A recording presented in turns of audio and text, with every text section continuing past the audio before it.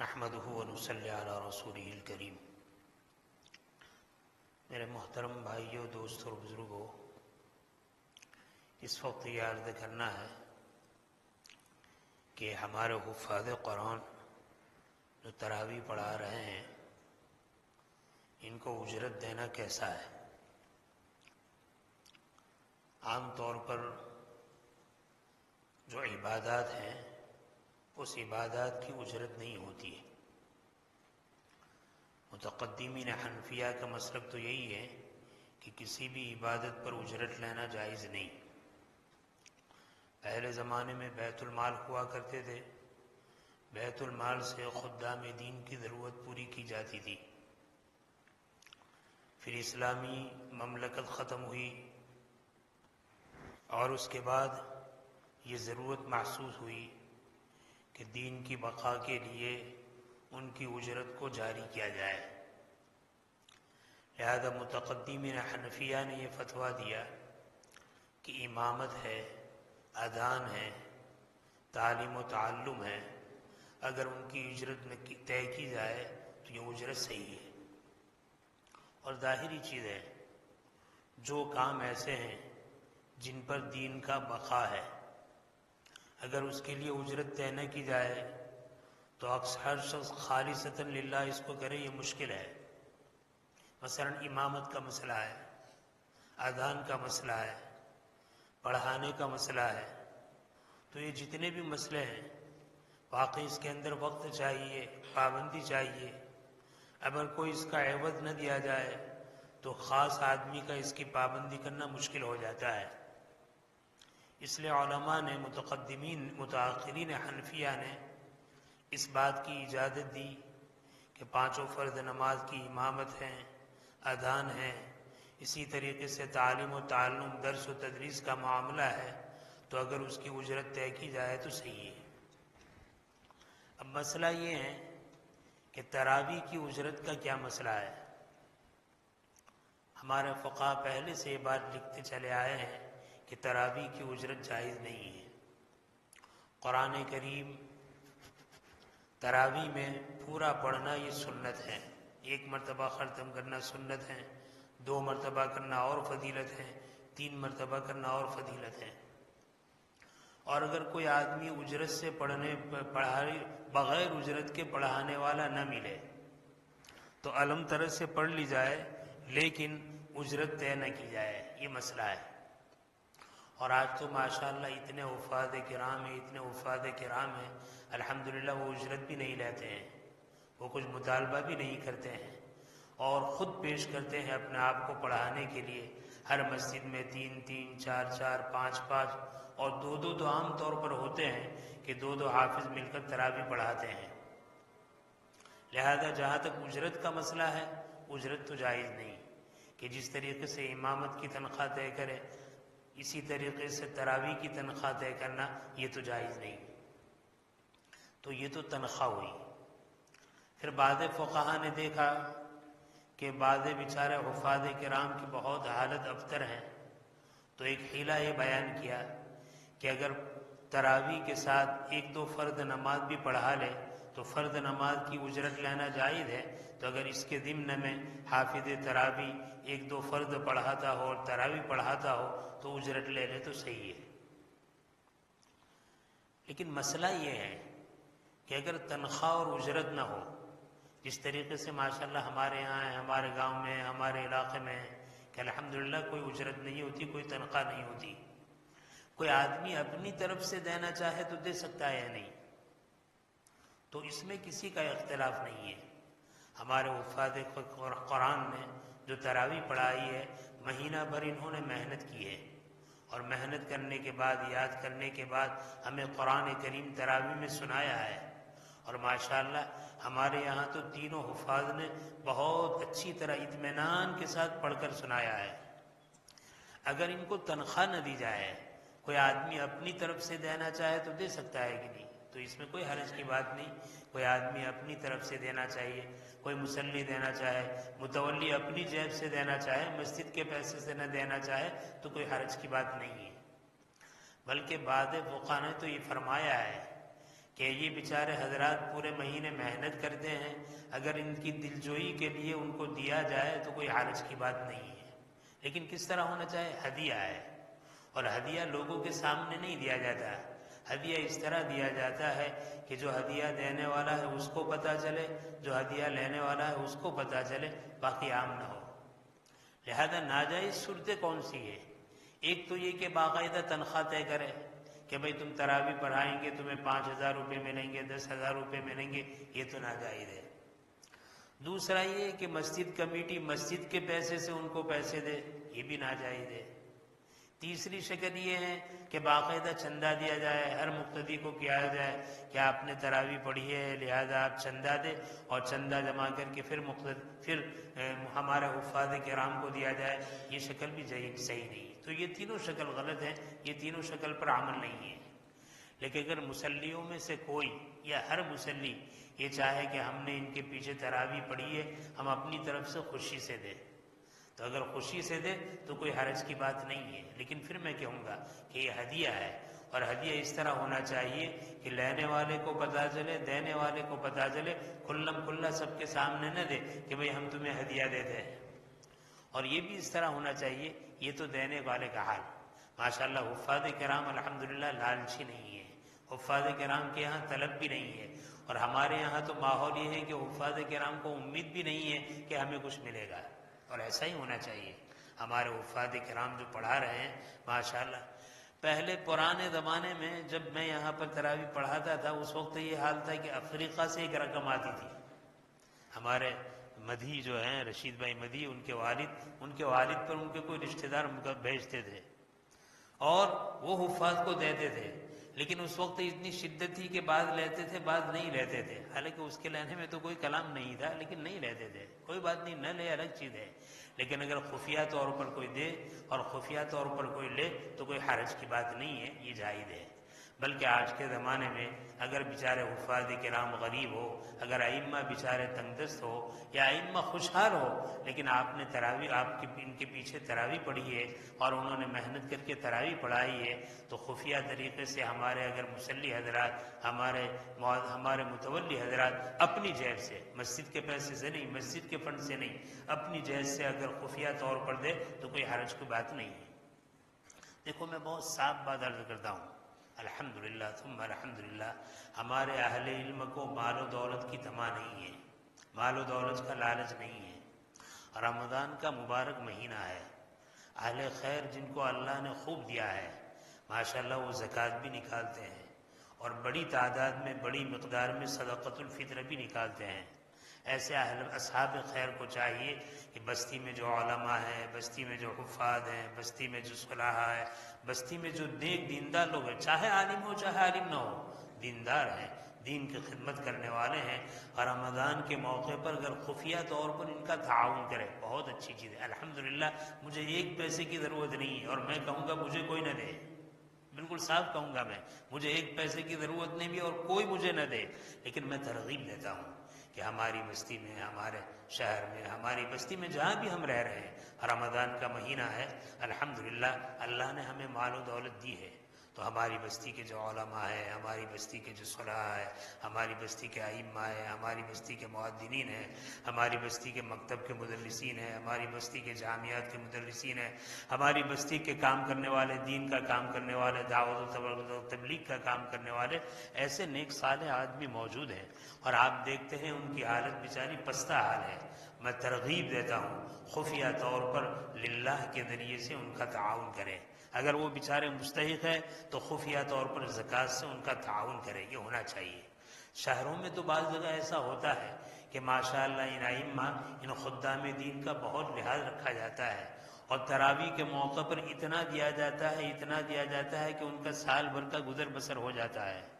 تو میں پھر کہوں گا الحمدللہ مجھے اس کی ضرورت نہیں اور اجازت بھی نہیں کہ کوئی مجھے 1 روپیہ دے، لیکن میں ترغیباً کہوں گا کہ ہماری بستی کے اہل علم ہے، اہل تقویٰ ہے، دین کی خدمت کرنے والے ہیں، دین کا کام کرنے والے ہیں، اور بیچارے ضرورت مند ہیں، پریشان حال ہیں، آپ ضرور ان کا تعاون کریں۔ خوشحال ہیں تو بھی ہدیے کے طور پر للہ رقم سے، اور اگر خوشحال نہیں بیچارے ضرورت مند ہیں تو ان ضرورت مند کا خیال رکھنا چاہیے، للہ پیسے سے ان کا تعاون کرنا چاہیے۔ بعض مرتبہ ایسا ہوتا ہے کہ عالم ہے، بہترین قسم کا کپڑا پہنا ہے، بہترین قسم کا رومال رکھا ہے، تو لوگ سمجھتے ہیں بہت مالدار ہے، حالانکہ وہ بیچارہ شرافت میں اپنی غریبی کو ظاہر نہیں کرتا ہے. اس کا ظاہر یہ کہتا ہے کہ بہت مالدار ہے، حقیقت میں وہ مالدار نہیں ہوتا ہے. ایسا ہوتا ہے کہ بہت سارے غریبوں کے ہاں الحمدللہ عید کا کھانا تیار ہو چکا ہے، عید کے کپڑے کا انتظام ہو چکا ہے، اور بیچارے یہ صالحین ہیں، یہ مخلصین ہیں، یہ متقین ہیں، یہ ائمہ ہے، یہ علماء ہے، یہ فضلاء ہے، ابھی ان کے یہاں اس کا انتظام نہیں ہوا ہے. کیوں نہیں ہوا ہے؟ لوگ انہیں سمجھتے ہیں کہ یہ تو خوشحال ہے، اچھے کپڑے پہنتا ہے، اچھی گاڑی پر گھومتا ہے، حالانکہ حقیقت میں ان کے پاس کچھ نہیں ہے. تو میں بہت محبت کے ساتھ ترغیب دوں گا، ایسے حضرات کا خیال رکھے اور ایسے حضرات کے لیے خوب دل کھول کر مدد کرے. دیکھو حضرت حسن بصری رحمۃ اللہ علیہ کے باب میں ہے کہ ان حضرت حسن بصری یا حضرت عبداللہ ابن مبارک، ان کے زمانے کا کوئی گورنر تھا یا بڑا آدمی تھا، وہ ان پر بہت زیادہ خرچ کرتا تھا. تو رات کو تہجد میں سجدے میں دعا کرتے تھے کہ اے اللہ فلاں امیر نے میری دنیا کی کفالت کی ہے تو ان کی آخرت کی کفالت فرما. دیکھو میں تو پہلے سے کہتا ہوں، مانگنا یہ شریعت کا مزاج نہیں ہے. کوئی آدمی مانگے یہ شریعت کا مزاج نہیں ہے. پیسے مانگے، بھیک مانگے، زکوٰۃ مانگے، فطرہ مانگے، للہ مانگے، سوال مانگے، یہ شریعت کا مزاج ہی نہیں ہے. شریعت کا مزاج تو دینے کا ہے بغیر مانگے پہلے. اس لیے شاید میں نے پہلے بھی کہا ہوگا، ہماری شریعت میں ادب ہے. بھائی ایک بستی، ایک مجلس ہے، مجلس میں کھانا تقسیم ہو رہا ہے، مثال کے طور پر گھر کا سنگ بنیاد ہوا ہے یا گھر کا افتتاح ہوا ہے، سب بچوں کو نان کھٹائی دی جا رہی ہے یا سب کو آئس کریم کھلائی جا رہی ہے. تو ہمارے کیا ہوتا ہے، پہلے تو دعا کرانے والے کو دیتے ہیں، پھر جو ساتھ میں بیٹھے ہوئے ان کو دیتے ہیں، بچے کو نہیں دیتے. نہیں، شریعت کا ادب یہ ہے، شریعت کا ادب یہ، پہلے دعا کرانے والے کو بھی نہ دو، پہلے افتتاح کرانے والے کو بھی نہ، پہلے جو بچے ہیں چھوٹے ان بچوں کو دو.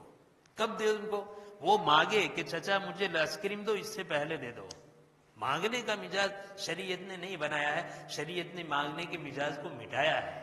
تو ادب یہ ہے کہ جس مجلس میں چھوٹے بچے موجود ہو اور وہاں کوئی کھانے کی چیز تقسیم کی جائے اور ہمیں خدشہ ہے، اندیشہ ہے کہ یہ بچہ مانگے گا، مانگنے سے پہلے اس کو دے دو. بڑوں کو بعد میں دو، چھوٹوں کو پہلے دو، سمجھدار کو بعد میں دو، بیچارہ نہ سمجھے مانگ لے گا، پہلے اس کو دو. مانگنے کا مزاج شریعت کا نہیں ہے. تو ہمارے ہاں جتنے بھی صلحاء ہے، اہل علم ہے، حفاظ کرام ہے، الحمدللہ ان کا مانگنے کا مزاج نہیں ہے.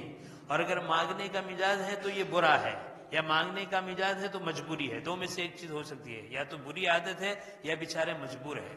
تو میں اہل مال سے خاص طور پر درخواست کروں گا، اللہ تعالیٰ نے آپ کو دیا، ماشاءاللہ بات ہے، اس طریقے سے خفیہ طور پر مدد کرنے والے، خفیہ طور پر ہدیہ دینے والے، خفیہ طور پر خدمت کرنے والے موجود ہیں. میں عام مسلمانوں سے اور عام مالداروں سے یہ درخواست کروں گا. میں پھر اللہ کے گھر میں کہتا ہوں، میں بھیک نہیں مانگ رہا ہوں، میں سوال نہیں کر رہا ہوں، اور پھر کہہ رہا ہوں کہ واللہ مجھے ایک بھی پیسہ نہ دے.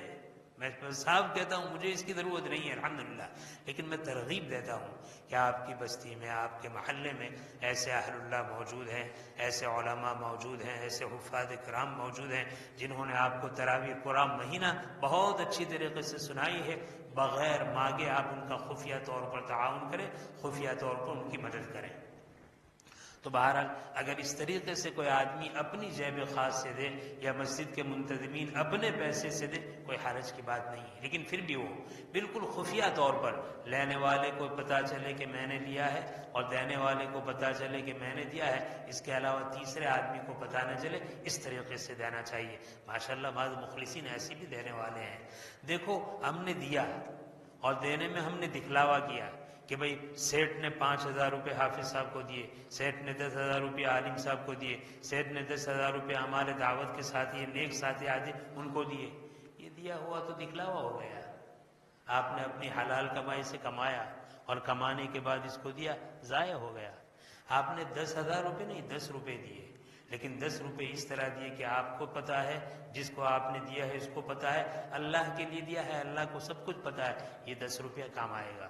تو ہم اپنے خیرات کو، ہم اپنے ہدیے کو، ہم اپنے عطیے کو اس طریقے سے ضائع نہ کریں. بعض جگہوں پر جیسے زکوٰۃ وغیرہ کے باغنے میں شریعت کا حکم ہے یہ کہ زکوٰۃ لوگوں کو دکھلا کر دو. وہاں دکھلا کر دینے کا مطلب یہ ہے کہ جو لوگ نہیں دیتے ان کو ذرا ترغیب ہو، ان کو ذرا سبق ملے کہ بھئی فلاں آدمی زکوٰۃ دے رہا ہے ہم بھی زکوٰۃ نکالیں، یہ ترغیب ہے۔ باقی جہاں پر للہ کا معاملہ ہے، ہدیہ کا معاملہ ہے، عطیات کا معاملہ ہے، وہاں تو بہت خفیہ طور پر اس طرح دینا چاہیے۔ تو آج تک تو ہمارے یہاں یہ ماحول ہے ماشاءاللہ، ہمارے حفاظ بالکل اس کی امید بھی نہیں رکھتے کہ ہمارے یہاں تو ماحول ہے، بلکہ ہمارے یہاں تو یہ ماحول ہے کہ حافظ لوگ پہلے پیسے نکالتے تھے اور شیرینی وغیرہ کھلاتے تھے، اب تو وہ چیز بند ہو گئی۔ پہلے یہ ہوتا تھا کہ حافظ نکالتے تھے، ظلم بالائے ظلم، بیچاروں نے پورا مہینہ قرآن بھی سنایا ہے اور آخر میں وہ پیسے بھی نکالتے ہیں اور شیرینی بھی کھلاتے ہیں۔ نہیں میرے بھائی، انہوں نے بڑی خدمت کی ہے، انہوں نے بہت اچھی طریقے سے قرآن سنایا ہے، ماشاءاللہ دل خوش ہوا۔ اللہ تعالیٰ ان حفاظ کرام کے علوم میں برکت عطا فرمائے، ان کے سینے میں قرآن کریم کو تا حیات باقی رکھے اور ان کی نسلوں میں علماء اور صلحاء پیدا فرمائے۔ تو یہ چند باتیں خاص اس طور پر عرض کرنی تھی کہ آپ ان حضرات کا ضرور خیال رکھیں اور ان حضرات کے ساتھ حسن سلوک کا معاملہ کریں۔ اور پھر کہوں گا ہماری بستی میں ماشاءاللہ اور بھی غربا ہے، چاہے وہ امام کی لائن سے نہ ہو، علماء کی لائن سے نہ ہو، حفاظ کی لائن سے نہ ہو، چاہے دیندار کام کرنے والے، دین کی خدمت کرنے والے، بیچارے غریب ہیں اور بیچارے 5 وقت کے نمازی ہیں، اب بھی بیچارے بہت ضرورت مند ہیں۔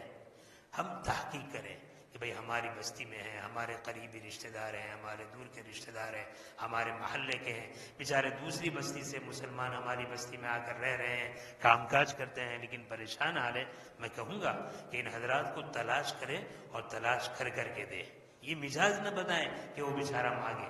ہاں شریعت نے اس کی اجازت دی ہے، آدمی بہت پریشان حال ہے، نیک صالح لوگوں سے اتنا کہہ دے کہ بھئی میرا قرضہ ہے، ذرا آپ خیال رکھیں، دعا بھی کریں، اس کی گنجائش ہے یہ۔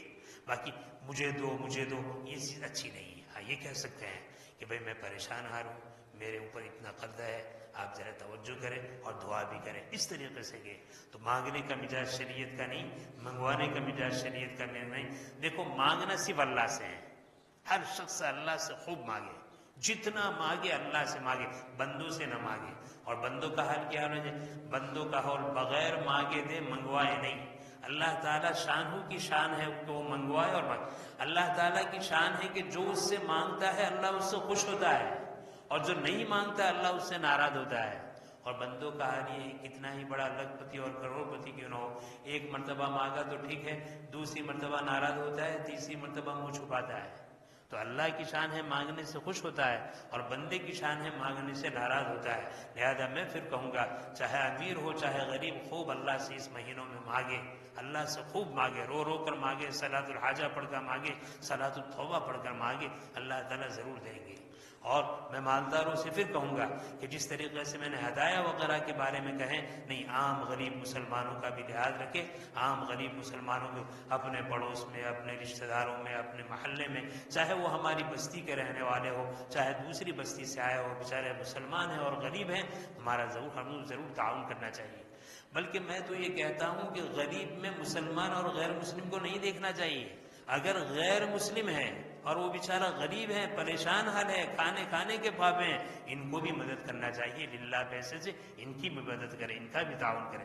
ہماری بستی میں بیچارہ غیر مسلم ہے، غیر مسلم بیچاری بیوہ عورت ہے، غیر مسلم بیچارے چھوٹے چھوٹے بچے ہیں جن کے سر پر ان کا باپ کا سایہ نہیں ہے، یا اسی طرح بیچارے اپاہج ہیں، معذور ہیں، چاہے وہ غیر مسلم ہے۔ شریعت کی تعلیم یہ نہیں ہے کہ مدد کرے تو صرف مسلمان کی کرے، نہیں، ایسے غیر مسلم کی بھی کرنا چاہیے، للہ پیسے سے ان کا بھی تعاون کرے۔ بھوکوں کو کھانا کھلانا بہت بڑا ثواب ہے، ننگوں کو کپڑا پہنانا بہت بڑا ثواب ہے، پیاسوں کو پلانا بہت بڑا ثواب ہے، اس میں کوئی قید مسلمان اور غیر مسلم کی نہیں ہے۔ چاہے مسلمان ہو چاہے غیر مسلم ہو، جب وہ بیچارہ ضرورت مند ہے، پریشان حال ہے، ہر ایک کی مدد کریں گے اور ہر ایک کو دیں گے، اور اس طریقے سے دیں گے کہ ان کے دل میں بھی احساس ہو کہ نہیں، مسلمان واقعی میں ایسا ہے جو ہمدردی کرتا ہے، غمخواری کرتا ہے۔ اور مسلمان اس لیے دیے کہ بھئی شریعت کی تعلیم یہ ہے، اللہ کا حکم یہ ہے کہ ہر پریشان حال کی پریشانی میں کام آنا چاہیے۔ چند باتیں ہیں، اللہ تعالیٰ شانہ ہمیں عمل کی توفیق نصیب فرمائے، آمین۔ وآخر الدعوانا الحمدللہ رب العالمین۔ سبحانك اللهم وبحمدك وتبارك اسمك وتعالى جدك وجل ثناؤك ولا إله غيرك. اللهم إنك تسمع كلامي وترى مكاني وتعلم سري وعلانيتي، لا يخفى عليك شيء من أمري، وأنا البائس الفقير المستغيث المستجير الوجل المشفق المقر المعترف بذنبي. أسألك مسألة المسكين وأبتهل إليك ابتهال المذنب الدليل، وأعدوك دعاء الخائف الذليل، ودعاء من خضعت لك رقبته وفاضت لك عبرته وذل لك جسمه ورغم لك أنفه. اللهم لا تجعلنا بدعائك شقيا، وكن لنا رؤوفا رحيما يا خير المسؤولين ويا خير المعطين. إليك أشكو ضعف قوتي وقلة حيلتي وهواني على الناس يا أرحم الراحمين. اللهم صل على محمد وعلى آل محمد كما صليت على إبراهيم وعلى آل إبراهيم إنك حميد مجيد. اللهم بارك على محمد وعلى آل محمد كما باركت على إبراهيم وعلى آل إبراهيم إنك حميد مجيد. ربنا لا تزغ قلوبنا بعد إذ هديتنا وهب لنا من لدنك رحمة إنك أنت الوهاب. ربنا لا تؤاخذنا إن نسينا وأخطأنا. ربنا ولا تحمل علينا إصرا كما حملته على الذين من قبلنا.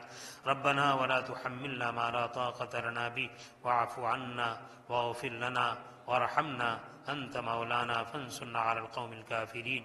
ربنا آتنا في الدنيا حسنة وفي الآخرة حسنة وقنا عذاب النار.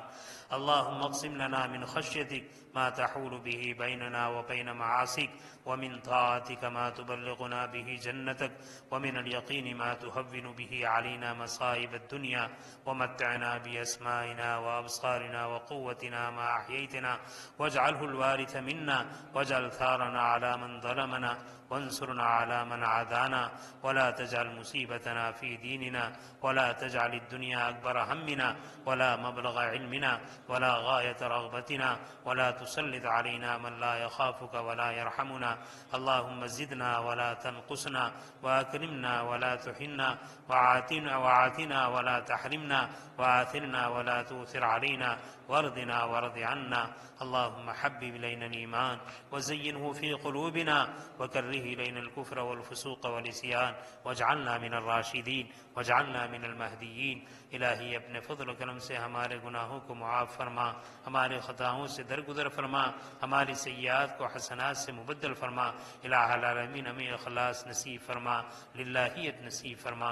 الہ العالمین ہمارے جن حفاظ کرام نے اے اللہ بڑی محنتوں کے بعد قرآن کریم اچھی طریقے سے تراویح میں سنایا ہے، اے اللہ نمازوں میں سنایا ہے، اے اللہ ان ائمہ کو جزائے خیر عطا فرما، ان کے علوم میں برکت عطا فرما، ان کو صحت قوت عافیت ہمت تندرستی نصیب فرما، ان کے والدین کو جزائے خیر عطا فرما.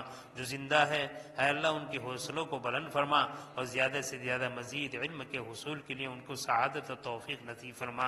اے اللہ جن کے والدین دنیا سے چل بسے ہیں اے اللہ ان کی کروٹ کروٹ مغفرت فرما، ان کے درجات کو بلند فرما، ان کی سیئات کو حسنات سے مبدل فرما، ان سے راضی ہو جا. الہ العالمین ہم سب سے راضی ہو جائیے.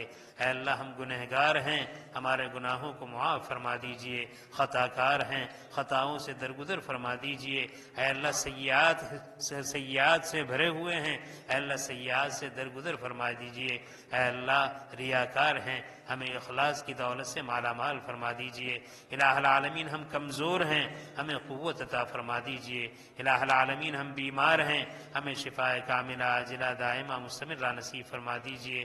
الہ العالمین جو باتیں آپ نے کہلوائی اے اللہ ہمارے دلوں میں اتار دیجئے. اے اللہ ہمیں اپنے حفاظ کرام کی قدردانی نصیب فرما، اپنے علماء کی قدردانی نصیب فرما، اپنے صلحاء کی قدردانی نصیب فرما. اے اللہ امت کی خدمت کرنے والوں کی قدردانی نصیب فرما، دین کا کام کرنے والوں کی خدمت کی توفیق عطا فرما.